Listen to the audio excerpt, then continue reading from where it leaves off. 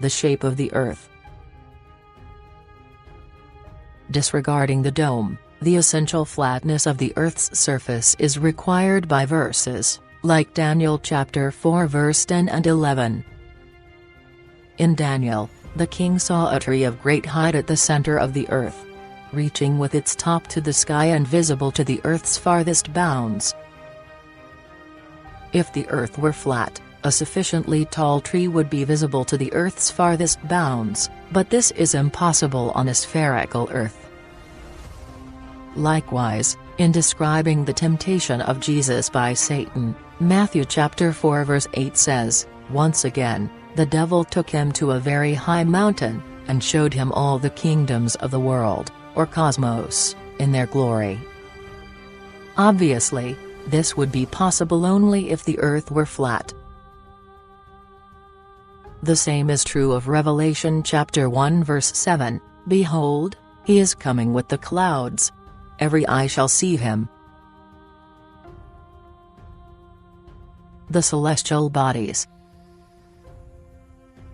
The Hebrews considered the celestial bodies relatively small. The Genesis creation story indicates the size and importance of the earth relative to the celestial bodies in two ways: first by their order of creation, and second, by their positional relationships. They had to be small to fit inside the vault of heaven. Small size is also implied by Joshua chapter 10 verse 12, which says, that the sun stood still in Gibeon, and the moon in the vale of Ajalon. Further, the Bible frequently presents celestial bodies as exotic living beings. For example, in them, the heavens, a tent is fixed for the sun, who comes out like a bridegroom from his wedding canopy, rejoicing like a strong man to run his race. His rising is at one end of the heavens, his circuit touches their farthest ends, and nothing is hidden from his heat. Psalm chapter 16 verse 4-6. The stars are anthropomorphic demigods. When the earth's cornerstone was laid, the morning stars sang together, and all the sons of God shouted aloud. Job chapter 38 verse 7.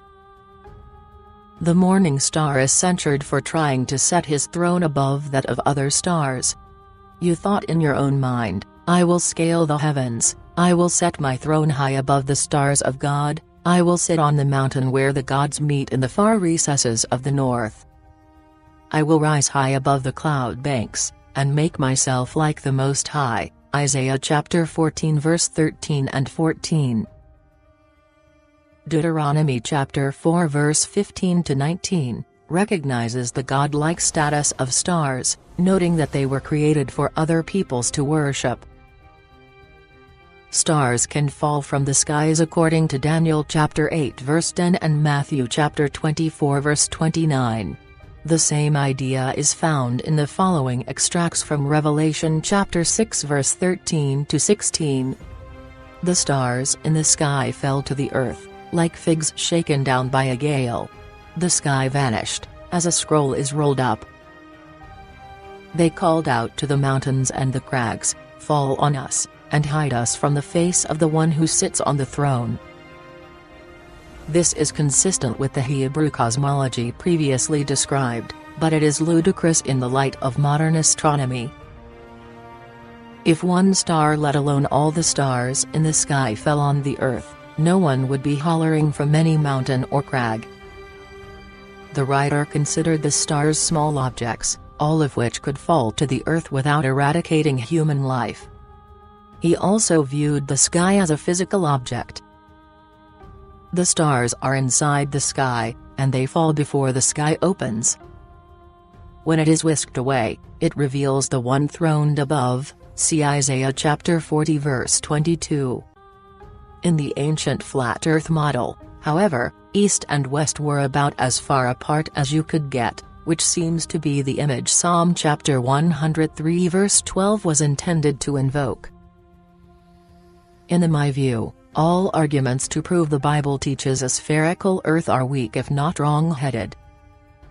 On the other hand, the flat earth cosmology previously described is historically consistent, and requires none of the special pleading apparently necessary to harmonize the Bible with sphericity.